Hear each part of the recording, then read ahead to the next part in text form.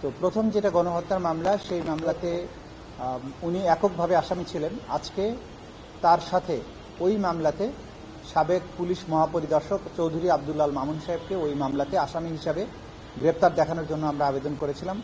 সেই আবেদনটা আজকে মঞ্জুর হয়েছে। তিনি এই মামলায় শেখ হাসিনার সাথে সহ আসামি হিসাবে অন্তর্ভুক্ত হবেন এবং এই মামলায় চৌধুরী আব্দুল্লাহ মামুন সাহেবকে জিজ্ঞাসাবাদের জন্য একদিনের জন্য আমাদের তদন্ত সংস্থায় তাকে জিজ্ঞাসাবাদ করার অনুমতি প্রদান করেছেন। এটা ছিল চৌধুরী আব্দুল্লাহ মামুন সাহেবের সাথে রিলেটেড প্রসিডিংস।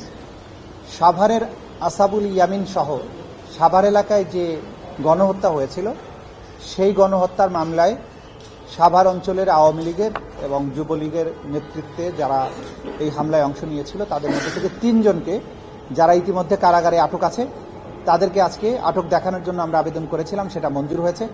এখানে সাভারের বিরুলিয়া ইউনিয়নের একজন চেয়ারম্যান আছে, সেই চেয়ারম্যান সহ 3 জনকে গ্রেপ্তার দেখানো হয়েছে। এই মামলাতে আগে থেকেই 10 জনের বিরুদ্ধে গ্রেপ্তারি পরোয়ানা জারি আছে। তার মধ্যে একজন গ্রেপ্তার আছে, আর এই বাকি 3 জন আগে থেকেই গ্রেপ্তার ছিলেন, তাদেরকে এই মামলায় গ্রেপ্তার দেখানো হলো আজকের আদেশের মাধ্যমে। এবং আরেকটা প্রসিডিং ছিল পুরনো একটা মামলার, যেটা চূড়ান্ত শুনানির জন্য সামিং আপ আর্গুমেন্টের জন্য ছিল, সেটা পরবর্তীতে 18ই মে তারিখে পরবর্তী দিন ধার্য হয়েছে। এটাই ছিল আজকের মোটা দাগের প্রসিডিংস।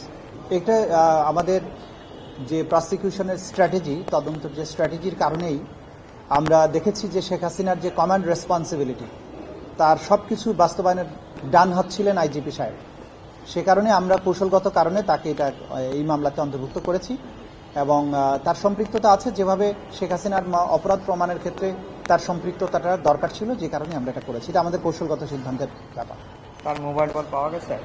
এখন পর্যন্ত পাওয়া যায় না। আমরা সার্চ করছি, আমরা চেষ্টা করছি, যে আশা করছি হয়তো পাওয়া যেতে পারে, দেখা যাবে। Thank you. না না, শেখ হাসিনা।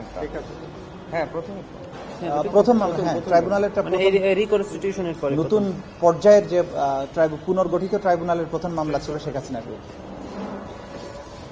Thank you. ঈদের আগে কোনো সুখবর? আচ্ছা, যেটা প্রশ্ন করেছিলেন, তদন্তের রিপোর্ট ফাইনালাইজ করার প্রক্রিয়াটা চলমান আছে। আশা করছি যে খুব সহসাই এটার কাজ শেষ হবে। যেটা আমরা বলেছি সেটা, মানে ঈদের আগে জানতে। আর ঈদের আগে আর পরে এই জিনিসটা রাজনীতিবিদদের সাথে সম্পৃক্ত, আন্দোলনের সাথে সম্পৃক্ত, এটা তদন্তের সাথে সম্পৃক্ত না।